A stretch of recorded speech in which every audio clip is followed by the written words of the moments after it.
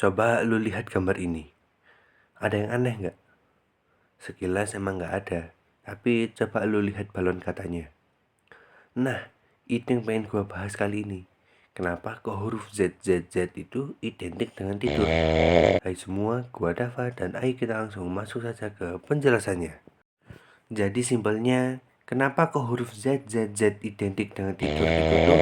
Karena merupakan representasi Onomatope. atau meniru suara yang dibuat saat sedang tidur. Nah, huruf ZZZ ini juga sering digunain buat gambarin karakter dalam komik yang sedang tidur atau mendengkur.